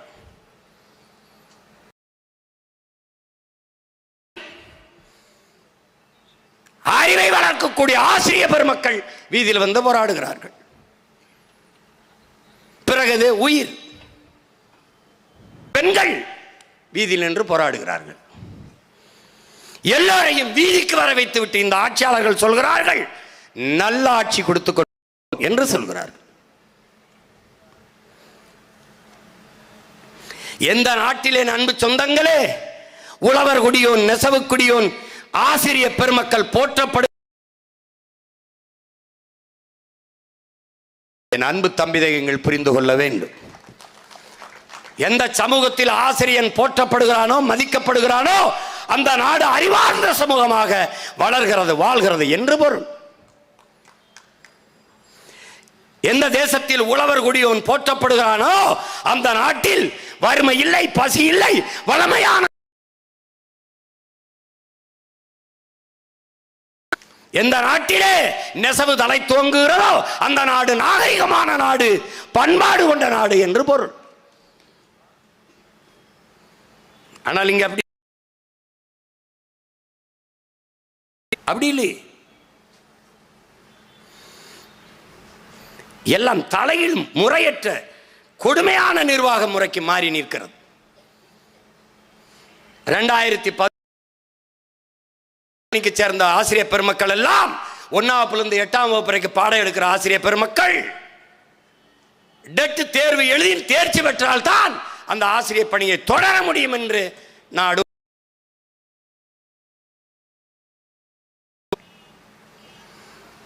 இப்ப அவன் போதிச்சதுல என்ன பிரச்சனை? இப்ப எதுக்கு அவனுக்கு டெட் தேர்வு? 2 ஆண்டுகளில் டெட் தேர்வு எழுதி தேர்ச்சி பெறவில்லை என்றால் வேலை விட்டு வெளியே செல்ல வேண்டும் என்று ஒரு திட்டத்தை கொண்டு வருது.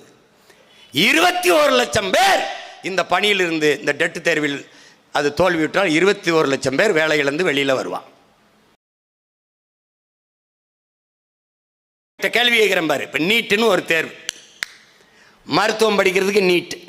இந்த நீட் தேர்வை நடத்துகிறவன் யார்? அமெரிக்காவை சேர்ந்த ஒரு தனியார் நிறுவனம், ப்ரோ மெட்ரிக் என்கிற தனியார் நிறுவனம். எல்லாம் படித்த பிள்ளைகள் கவனிச்சுக்கிறேன். இந்திய நாட்டில் சிறந்த மருத்துவ மாணவர்களை உருவாக்க வேண்டும் என்று அமெரிக்காவில் இருக்கிற தனியார் முதலாளிக்கு என்ன நேர்த்திக்கடன், என்ன வேண்டுதல்? அப்ப உன் நாட்டில் ஒரு மருத்துவ மாணவனை கூட தேர்வு செய்கிற தகுதி, திறமை உனக்கு இல்லைன்னா நீ எப்படி நல்ல தலைவனை தேர்தல் வச்சு தேர்வு செய்வ? எப்படி தேர்வு செய்வ? அந்த நாட்டில் இருக்கிற முதலாளிக்கு இந்த நாட்டில் சிறந்த மருத்துவ மாணவனை உருவாக்க அவசியம் என்ன? இங்க பாரு, இப்போ 12ஆம் வகுப்பு +2 1200க்கு 1190 95 வாங்கிட்டேன். ஆனால் நான் மருத்துவம் படிக்க தகுதியற்றவன். நீட் தேர்வு எழுதி தேர்ச்சி பெறணும். நீட் தேர்வில் தோல்வியுட்டுட்டேன். ஆனால் நான் தகுதியற்ற மாணவனாயிடுறேன். 850 எல்லையில் பார்டரில் மார்க் வாங்கி பாஸ் பண்ணியிருக்கான் ஒருத்தன். 900 மதிப்பெண் 800 மதிப்பெண் வாங்கியிருக்கான். ஆனால் நீட்டு தேர்வில் தேர்ச்சி பெற்றுறான். அவன் மருத்துவம் படிக்க தகுதியான மாணவன். எப்படி முறை இருக்குதா? நான் நீட்டு தேர்வில் தேர்ச்சி பெற்று வந்துட்டேன். பாடம் நடத்துகிற பேராசிரியர் பெருமக்கள் யார்? மருத்துவக் கல்லூரியிலே அதே பேராசிரியர்கள் தான், பழைய பேராசிரியர்கள் தான். நீட்டு தேர்வு எழுதியவர்கள் இல்லை, பழைய பாடத்திட்டம் தான். அப்ப நமக்கு என்ன கேள்வி வருது? ஒரு அச்சு, ஒரு மண்ணு, யார் உட்கார்ந்து அறுத்தாலும் ஒரே மாதிரி தான் செங்கல் வரும். ஒன்னு அச்சை மாத்தணும், இல்ல மண்ணை மாத்தணும். ஆனால் அது ரெண்டையும், பாடத்தையும் பேராசிரியரையும் அப்படியே வைத்துக் கொண்டு மாணவர்களை நீட் எழுதிவா நீட்டிக் கொண்டிருந்தால் நீட்டுகிற கையை வெட்டணுமா வேணாமா என்பதை அறிவார்ந்த தமிழ் சமூக மக்கள் சிந்திக்கணும். நீ என்ன இந்திய மெடிக்கல் கவுன்சில் அவ்வளவுதானே. உத்தரப்பிரதேசத்துக்கு 18,000 கோடி ஒதுக்கியிருக்கு, நமக்கு வெறும் 4,000 கோடி தான் ஒதுக்கியிருக்கு.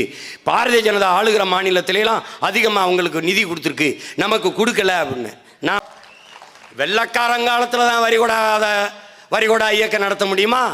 இந்த கொள்ளைக்கார காலத்திலையும் காமராஜர் பேரன் பிரபாகரன் மகன் வரிகொடா இயக்கம் நடத்துவேன். மொத்த மக்கள் ஒரு வரி கிடையாது விட என்ன பண்ணுவேன்? என் வரி எனக்கு, என் நிலம் என் வளம் எனக்கு, என் மண்ணில் வளம் என் மக்களுக்கு, என் மக்களின் வரி என் மக்களுக்கு. கதை முடிஞ்சு. என்ன பண்ணுவ? சரி, நீ என்ன பண்ணிடுவேன்? என்ன பண்ணுவ? ஆட்சியை கிளப்பிய மறுபடி தேர்தல் வைப்பில்ல? அப்போ போட்டிடுவேன். அப்போ நீ ஜெயிப்பியா நான் ஜெயிப்பேனா? நான் தான் ஜெயிப்பேன். ஏன்? நான் என் மக்களோட நிற்கிறேன், மக்களுக்காக நிற்கிறேன். அவ்வளவு மானம் கட்டவில்லை என் மக்கள். எவன் எனக்கானவன் எவன் ஊரானுக்கானவன் தெரியாமையா இருக்கான்? இந்த 4-5 மாசத்துல தெரிஞ்சிருப்பாரு, மொத்தமா தெரிஞ்சிடும். வேண்டாம், புரியுதா? ஒரு அரசியல் கட்சி உட்கார வச்சு நாற்காலி போட்டு இவ்வளவு நேரம் பேசி ஒரு கூட்டத்தை காட்டுறா. இந்த நாட்டில் ஒன்று காட்டுறா. பேசும்போது குய்யோ குய்யோ குய்யோ குய்யோன்னு கத்திக்கிட்டு முத நாள் தேட்டரில் ஃபர்ஸ்ட் ஷோ படிச்சுன்னு தெரியாது.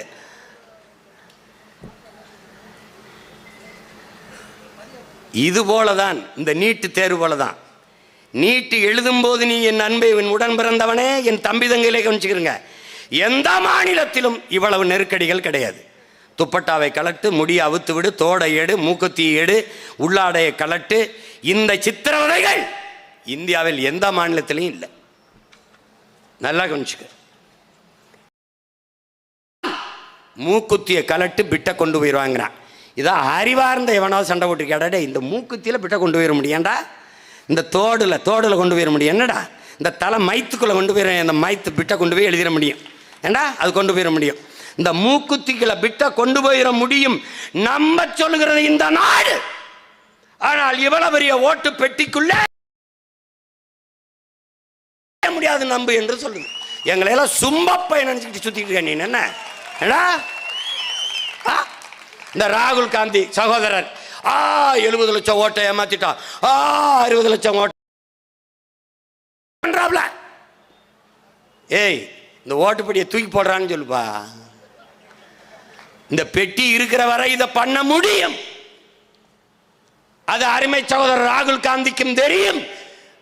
இந்த வாக்கு எந்திரத்தை வச்சிருக்கிற 2 நாடு, நைஜீரியா, 1 இந்தியா. இதுக்கு முன்னாடி பங்களாதேஷ் இருந்துச்சு, தூக்கி போட்டுருச்சு. இந்த 2 நாடும் ஊழலில் பெருத்த நாடுகள். எல்லாம் வாக்கு சீட்டில் தான் வச்சிருக்கான். ஐயா சுப்பிரமணிய சாமி கொடுத்த பேட்டி இருக்கு. ஜப்பான்காரன்ட்ட கேட்டேன், நீ ஏன் இந்த ஓட்டு பெட்டியை பயன்படுத்துறது இல்லை அப்படின்னு. ஆர் யூ மேட் அப்படின்னு கேட்டாரா. நீ என்ன பைத்தியமாடா என்ன இந்த கேள்வி கேட்கிறேன்.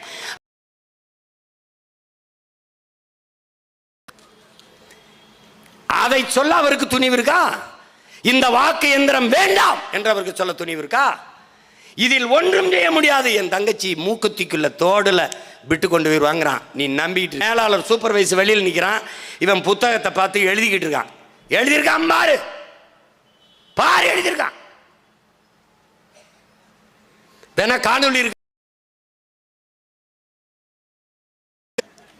700 பேர் எழுதின தேர்வில் 800 பேர் தேர்ச்சி பெற்றிருக்கான். எப்படிடா எப்படி இதை இந்த நாட்டை ஆளுகிற ஐயா ஸ்டாலின் அவர்கள் இந்த எளிய மகன் நான் கேட்கிற கேள்வியை கேட்டுக்கணுமா இல்லையா? ஒரு மூக்குத்திக்குள்ள பிட்ட கொண்டு போயிட முடியும்னு என்னடா சேட்டை பண்ணிக்கிட்டு இருக்கேன்னு கேட்கணுமா இல்லையா? கேட்டுக்கணுமா இல்லையா? சுடிதால் அரக்கையா வெட்டி தலைமுடியா விரிச்சு 1 மணி நேரத்துக்கு முன்னாடி எந்த தொந்தரவும் இல்லாமல் படித்ததை நினைவுபடுத்தி கொண்டு நல்ல மனநிலையில் என் பிள்ளை தேர்வறைக்குள் நுழைய வேண்டும். ஆனால் நீ படாத பாடுபடுத்தி உள்ள அனுப்புற. நம்ம ஐயா போலீஸ் தான். உங்கள் வீட்டில் யாராவது நீட் எழுது, ஏன்னா நீட் எழுத போகிறதில்லை. உங்கள் வீட்டில் யாரும் டாக்டராகவோ இன்ஜினியராகவோ இல்லை இதில் நீ ஒன்று கேட்குறேன், மிலிட்டரிக்கு போயிருக்கானாடா? எவன் மகனாவது நாட்டை பாதுகாக்கிற பணிக்கு போயிருக்கானா? அது வேணா போவான். ஏன்னா இங்க நீங்க ஏன் நீட் எழுத போறிய? இப்ப என்ன ஒரு திறந்த மனதோடு நம்ம சொல்றோம்னா எல்லாரும் தேர்வு எழுதுவோம்ங்கிறேன். என்னை கேட்டா அந்த ஓட்டு போடுறவனு கூட ஒரு தேர்வு வச்சிருவோம்ன்றேன். நானும் எழுதுறேன். இந்த நாட்டில் அறிவியல், உயிரியல், புவியியல், வரலாறு, இலக்கியம், வேளாண்மை, பொருளாதாரம், உலக அரசியல், சூழியல் எல்லாத்துக்கும் ஒரு சிலபஸை தயாரிப்போம். ஆமாம், தயாரித்து வந்து நம்ம என்ன பண்ணுவோம், ஒரு பாடத்தை வைப்போம். ஃபஸ்ட்டு என்ன பண்ணுவான், சரி அதை மக்கள் தெரியாமல் போட்டான், இப்போ மந்திரி ஆகக்கூடாது, அப்போ என்ன பண்ணும், இந்த பரீட்சையில் பாஸ் ஆகும். இந்த தேர்வு எழுது, அந்த தேர்வு எழுது, டெட் எழுது, நீட் எழுது, எக்ஸிட் எழுது, நீட் எழுது, எல்லாம் சொல்ற. இவன் எந்த தேர்வு எழுதுனா? மக்கள் தேர்வு செஞ்சிட்டாங்க. மக்களுக்கு நீ என்ன இதை கொடுத்த அறிவு? நான் தேர்தல் ஆணையத்தில் கேட்டேன்ல, என்ன கேட்டேன், சின்னத்தை எடுத்துரு, என்ன முறைக்கு வா, அமெரிக்கா மாதிரி 101, 201, 51, 91 நம்பருக்கு வாங்கினேன். படிக்காதவன் என்ன பண்ணுவான்னு கேட்டாப்ல. படிக்காதவர்கள் என்ன செய்வார்கள் என்று தேர்தல் ஆணையர் கேட்டார். உங்கள் மகன் என்ன கேட்டிருப்பேன்னு நினைக்கிறேன், உங்கள் அண்ணன் 75 வருஷம் விடுதலை வெற்றி இருந்தாலும் அவனை படிக்க வைக்காம என்ன பிடிங்கிட்டு இருந்தான்னு கேட்டேன். 75 வருஷமா 1-2 கூட படிக்க வைக்காம என்னடா பண்ணிட்டு இருந்த? படிக்காதவன் எப்படா தனக்கான நல்ல தலைவனை தேர்வு செய்வான்? பைத்தியக்காரா, இப்படி தாண்டா கூடுவான், கூட்டத்தில் போய் சிக்கி சாவான். ரொம்ப கொலவெறின்னு சொல்லி வச்சுக்க, இரு உன்னை அடுத்த கூட்டத்துக்கு உள்ள தள்ளி விடுறேன்னு இருக்கேன். நாம ஏன் இவனை போட்டு கொண்டு ஜெயிலுக்கு போகணும்? போட அந்த கூட்டத்துக்கு போடானா நசுங்கி செத்துட்டு வா அப்படின்ட்டு. நீ என்ன மனநிலையில் இருக்க? ஆற்றுல அழகிற இறங்கினாலும் கூடுறா, ஆட்டக்காரன் வீதிக்கு வந்தாலும் போறா, ஆட்டுக்கார அலமையில் நாங்கள்லாம் சின்ன பிள்ளையா இருக்கும்போது ஆட்டுக்கார அலமையில் நடித்த ஆடு வருதுன்ட்டு பலாயிரக்கணக்கில் கூட்டிட்டான். அந்த ஆடு இருந்தால் நேரம் அவ்வளவு அறிவார்ந்த சமூகமாக இது போய்கிட்டு இருக்குது. இது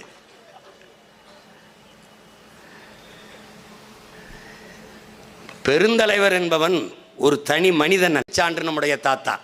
அவருடைய அமைச்சரவையில் இருந்த எல்லாரும் நேர்மையானவர்களாக இருந்தார்கள்.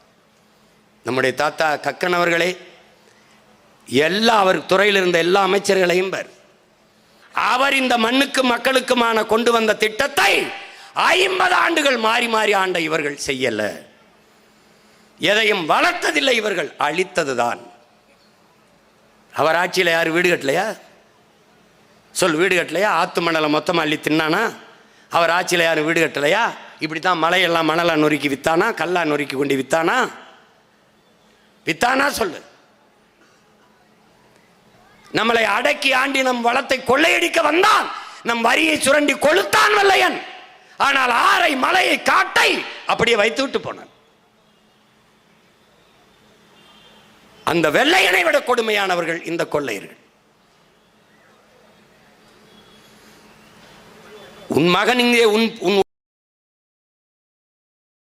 அல்ல, ஆட்சி முறையை மாற்றுவதற்கு.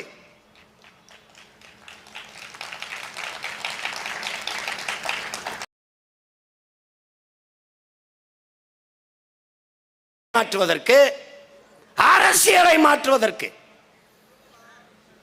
இதுவரை இந்த நிலத்தில் இருந்த அரசியலுக்கும் நமக்கும் 1000 கிலோமீட்டர் தூரம். அவர்கள் வேறு, நாம் வேறு.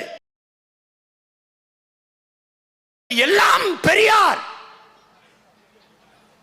இது திமுகவுக்கு, அதிமுகவுக்கு, இப்ப வந்திருக்கிற டிவிக்கு, அவர்களுக்கு எல்லாம் பெரியார். எங்களுக்கு இவரும் பெரியார். அங்க ஒரு தாடி வச்சிருக்காருல்ல, அவரும் பெரியார். எல்லாரும் பெரியார். எல்லை மீட்பு போரிலே போராடி வென்ற மாப்போசி சிலம்பு செல்வனும் பெரியார், மார்ஷல் நேசமணியும் பெரியார். கைரேக சட்டத்தை எங்கள் தாத்தன் தெய்வ திருமகன் முத்துராமலிங்க தேவரும் பெரியார். உசிலம்பட்டியிலே கல்லூரி கட்டி படிக்க வைத்த எங்கள் தாத்தன் மூக்கையா தேவரும் பெரியார். அந்த பெரியார் உங்களுக்கு. ஊழலும் நஞ்சமும் உங்களுக்கு, உண்மையும் நேர்மையும் எங்களுக்கு.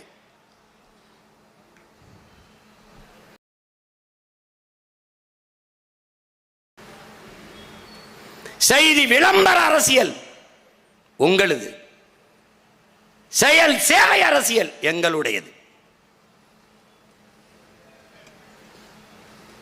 அளவில் இருமொழி கொள்கை. ஆனால் நீங்கள் நடைமுறையில் வைத்திருப்பது மும்மொழி கொள்கை. எங்களுக்கு கொள்கை மொழி எங்கள் உயிர் மொழி, எங்கள் உயிர் தமிழ். ஒரே மொழி, கொள்கை மொழி தமிழ். எங்களின் பண்பாட்டு மொழி தமிழ், பயன்பாட்டு மொழி ஆங்கிலம், தொடர்பு மொழி ஆங்கிலம், அவ்வளவு. ஆனால் கொள்கை மொழி தமிழ். எங்களுக்கு மட்டுமல்ல, இந்த நிலத்திலே எந்த ஒரு மொழி வழி தேசியனத்திற்கும் கொள்கை மொழி அவன் தாய்மொழியாகத்தான் இருக்கணும். கெடுவாய்ப்பா வெள்ளை இனங்களை ஆண்டுட்டான், அதனால பயன்படுத்திக்கிறோம். இந்தியை படித்துக் கொண்டு இந்த நிலத்தை விட்டு வேறு எந்த நிலத்தில் தொடர்பு கொள்வாய்? இங்கிலீஷே எல்லா இடத்திலும் பயன்படாது. ஜெர்மன், பிரான்ஸ் எல்லாம் பேச முடியாது. பிரான்ஸ் எல்லாம் பேச மாட்டான். சான்று நானே. ஒன்னும் கேட்கல, வழிதான் கேட்டேன். ஐ டோன்ட் நோ பிரெஞ்சுன்னா, அதை இங்கிலீஷில் தான் சொன்னான். ஆனால் பிரெஞ்சு சொல்ல மாட்டேன்ட்டான். வழி தெரிஞ்சாலும் சொல்ல மாட்டான். தந்தி தொலைக்காட்சியில் என் தம்பி ஹரி இருக்கான், வேணா கேட்டுப்பாரு. ஐநாவில் போய் நிற்கும் போது வழி தெரியல, இந்த தளத்திலிருந்து அந்த தளத்துக்கு போறதுக்கு எவ்வளவோ கேட்டு பார்த்தான், ஒருத்தன் கூட பதில் சொல்ல எங்களுக்கு. அவன் பேச மாட்டான். நம்மள மாதிரி மானங்கட்டவர்கள் அல்ல அவர்கள். அடுத்தவன் மொழி எனக்கு அறிவல்ல என்கிற தெளிவும் புரிதலும் அவர்களுக்கு உண்டு. உனக்குத்தான் இக்கரைக்கு அக்கறை பச்சை, அவனுக்கு மின்னுவதெல்லாம் பொன்னல்ல. All the glitters is not gold. அவனுக்கு உனக்கு இக்கரைக்கு அக்கறை பச்சை, இதான் உன்னுடைய தத்துவம். அவனுக்கு மின்னுவதெல்லாம் பொன்னல்ல. உங்கள் பிள்ளைகள் நாங்கள் வைக்கிற கோட்பாடு எக்கரைக்கும் இக்கரையே பச்சை, அதான் நாங்க வைக்கிற தத்துவம். அவர்களுக்கு நமக்கு நிறைய வேறுபாடு இருக்கு. ராமசாமி, அண்ணா, இந்த அண்ணாதுரை அவர்கள், ஐயா கருணாநிதி அவர்கள், ஐயா எம்ஜிஆர் அவர்கள், ஐயா ஜெயலலிதா, அம்மா ஜெயலலிதா அவர்கள், இவர்கள்தான் இவர்கள் அடையாளம், பொலிட்டிக்கல் ஐகான் ஐடென்டிட்டி. நான் எங்களுக்கு அப்படி இல்லை.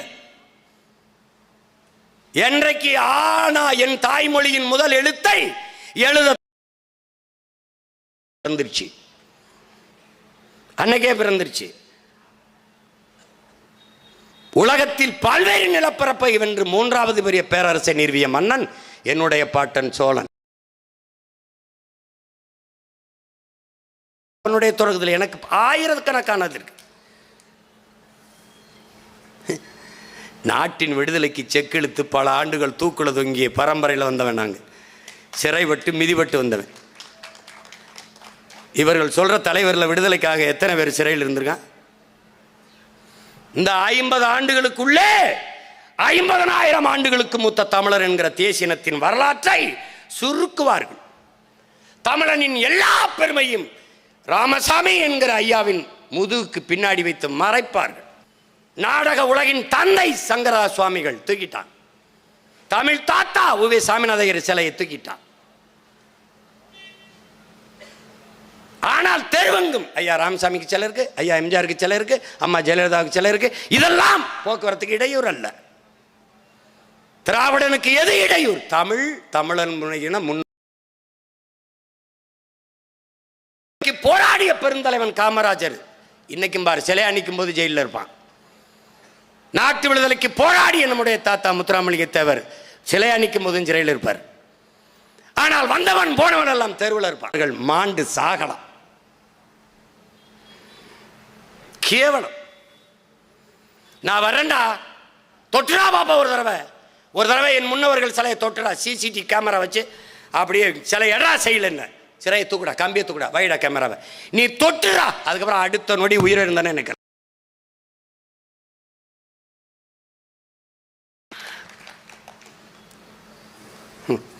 சாதின்னு சா அப்படின்னு சொல்றதுக்குள்ள சான்றுவேன். சா தீ அது முடிக்க முடியாது. கவனமா இருந்து கொண்டது.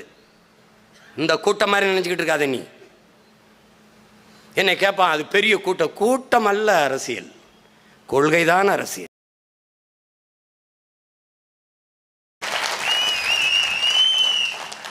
அதை விட பெரிய கூட்டம் எனக்கு வரும். பிப்ரவரி 7ஆம் தேதி நீ பார்ப்ப எப்படி கூட்டம் வருதுன்னு. நீ பார்ப்ப இந்த கூட்டம் எப்படி கூட்டம்னு பார்ப்ப. நான் அரசியல் பிச்சரில் அவளுக்கே நீ பதில் சொல்ல முடியாது ஒருத்தனும். இதை விட சின்ன சின்ன பசங்கள்லாம் எனக்கு பேசி பேசி அனுப்பிக்கிட்டு இருக்கான். என்னை கேட்குறாங்க, ஒன்னே மாதிரியே எல்லாரும் பேசுகிறான்னு. அப்போ மாதிரி பிள்ளைங்க இருக்கான், அண்ணன் மாதிரி.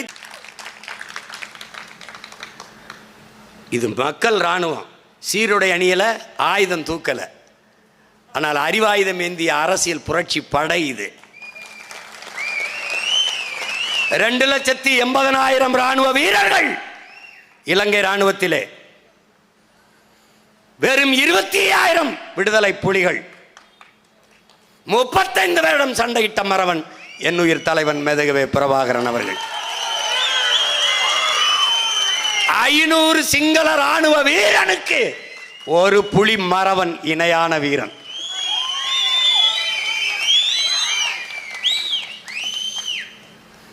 ஒரே ஒரு என் அக்கால் அங்கையர் கன்னி, ஒரே ஒரு தங்கை தான். நள்ளிரவிலே 30 கிலோமீட்டர் ஒற்றை மகளாக கடலுக்குள் நீந்தி சென்று 13 மணி நேரங்கள் நீந்தி கடுங்குளிரிலே ஒற்றை மகளாக அச்சமின்றி மான மரத்தி வேலு நாச்சியாரின் பேத்தி நீந்தி ஒட்டுமொத்த இலங்கை கடற்படையும் கட்டுப்பாட்டுக்குள் இருந்த கப்பலை சரியாக அந்த நாள் முடிந்த அடுத்த நாள் தொடங்குகிற 12 மணிக்கு வெடிகுண்டு வச்சு தகர்த்த.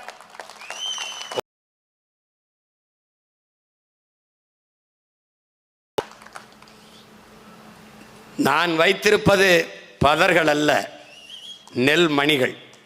ஒரு நெல்லை போட்டால் 1600 நெல்மணிகளாக 6 லட்சம் விதை நெல்களை அறுவடை செய்திருக்கிறேன்.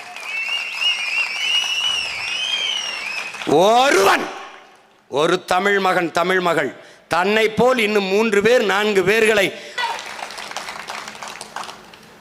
மகாபாரத போர் ஏன்னா நமக்கு இலக்கிய சான்று இருக்கு. அங்க போர் நடந்துகிட்டு இருக்கும்போது, பாரத போர் நடந்துக்கும் போது நம்ம பாட்டேன் பெருஞ்சோற்று உதயன். அப்ப நான் கூட கோட்டேன், நீ போர் போட்ட போது சோறு போட்ட வேண்டாம். நான் போர்ல போதித்தார் கிருஷ்ண பரமாத்மா அர்ஜுனனுக்கு. கிருஷ்ண பரமாத்மா எங்க மக மாயோன், அதான் பகவத்கீதை. போர் போட்ட போது கிருஷ்ண பரமாத்மா போதித்தது உனக்கு வேதம் என்றால், அந்த நீ போரை போடும்போது சோரை போட்டானே என் பாட்டன், அவனுக்கு அப்ப எது வேதம் என்று கேட்டேன். யார்கிட்ட பதில் இருக்கு? இல்லை. அப்ப பாரத போர்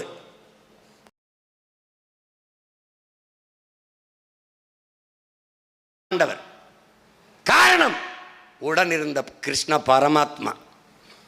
இந்த மகன் என்னோடு, என் பிள்ளைகளோடு இருப்பது யார்? என் தலைவன் பிரபாகரனின் ஆத்மா. என் தெய்வ திருமகன் என் தாத்தா முத்துராமலிங்க தேவரின் ஆத்மா. எங்கள் பாட்டனார் செக்கிழுத்த செம்மல் வஉசியின் ஆத்மா. எங்கள் முன்னவர்களின் கனவு கூடாது. கனவு வழி நடத்தி கால்கள் செல்ல வேண்டும். எங்கள் இனத்தின் விடுதலை என்கிற புனித கனவு இந்த பிள்ளைகளை வழிநடத்தி செல்கிறது. 2009 தேர்தலில் தனித்துத்தான் காலத்தை நீம்பார்.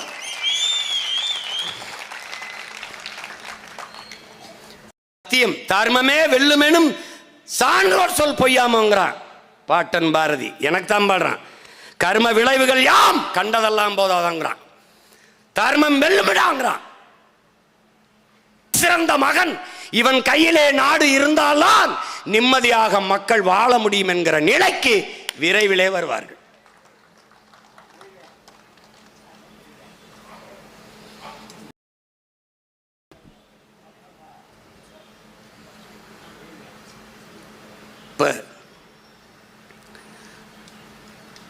தாத்தாவின் புகழை போற்றுவது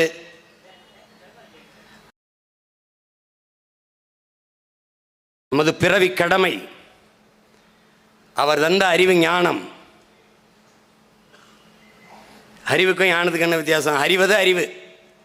அறிந்ததை எந்த இடத்தில் எந்த நேரத்தில் எடுத்து பேச வேண்டும் என்று உணர்த்துவது ஞானம். அப்ப அறிவு வேற, ஞானம் வேற. அந்த ஞானத்தில் தான் உங்கள் பிள்ளைகள் தடையின்றி துண்டு சீட்டு பெரிய சீட்டு எதுவும் இல்லாமல் இவ்வளவு நேரம் பேசி கொண்டிருக்கோம்னா அந்த அந்த அறிவுல தான் நடத்துகிறது. எங்களுக்கு கையளிக்கப்பட்ட கடமை எங்களை பின்னிருந்து தள்ளுது. ஓடு ஓடு உறங்காதே என்று அதிலே ஓடிக்கொண்டிருக்கிறோம். மகத்தான நம்முடைய தாத்தன் பெருந்தலைவன் காமராஜர் என்கிற அந்த கர்ம வீரனின் புகழை போற்றுகிற இந்த நாளில் நாம் எல்லோரும் ஏற்க வேண்டிய உறுதி, அந்த புனித தலைவனின் பாதையில் இந்த நிலத்திலே நிறுவி அவனுடைய பேருக்கும் புகழுக்கும் எந்த களங்கமும் இல்லாது சிறந்த ஆட்சியை அவன் பிள்ளைகள் நாம் கொடுப்போம் என்கிற உறுதியை இந்நாளில் ஏற்போம். நம்முடைய தாத்தன் பெருமைக்குரிய தலைவர். இந்த திராவிடர்கள் நம் தாத்தாவுக்கு இருக்கிற புகழை சிதைக்க வேண்டும், சிறுமைப்படுத்த வேண்டும் என்பதற்காக ஐயா கருணாநிதி அவர்கள் பஞ்சாயத்து போர்ட் பிரசிடென்ட், ஊராட்சி தலைவருக்கெல்லாம் பெருந்தலைவர் என்ற பட்டத்தை வைத்தார். அவர் மட்டும் ஊராட்சி மன்ற தலைவரெல்லாம் பெருந்தலைவர் என்ற பட்டத்தை கொடுத்து நம் தாத்தாவின் புகழுக்கு சிறுமைப்படுத்தினார். நீ எத்தனை பெருந்தலைவர் பட்டம் கொடுத்தாலும் ஒரே ஒருவன்தான் தமிழ் பேரினத்தின் பெருந்தலைவன். அது எங்கள் தாத்தன்.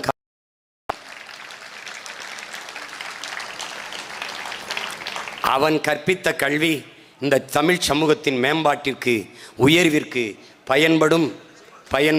பயன்படுத்த வேண்டும் என்று தெளிந்து நீங்கள் வாக்கு செலுத்த வேண்டும். இந்த நாட்டிற்கு எந்த ஒரு தலைமை சரியானது என்று எங்களை தேர்வு செய்யுங்கள் என்று சொல்லவில்லை. எது சரியோ அதை தேர்வு செய்து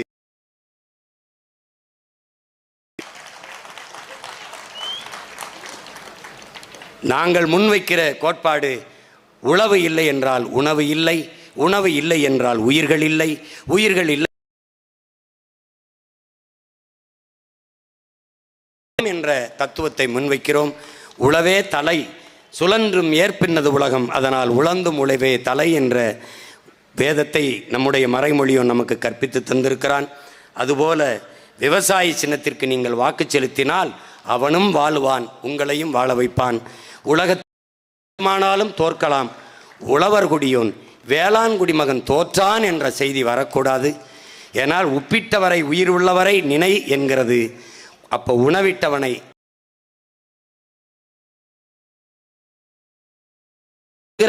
அந்த ஒரு மணி நேரத்தில் ஒரு நிமிட நேரமாவது அவனை தயவு செய்து நினையுங்கள் என்று நாங்கள் வேண்டுகிறோம். பாருங்கள், படத்திலே ஒரு பிள்ளையும் பெறாத நம்முடைய தாத்தன் பெருந்தலைவர் 2 பிள்ளைகள் கொண்டு போய் பள்ளிக்கூடத்துக்கு சேர்க்கிறதுக்கு 2 பிள்ளைகளை கூட்டி கொண்டு போவான்.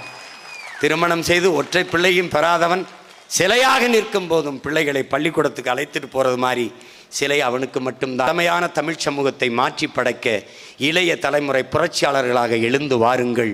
புரட்சி எப்போதும்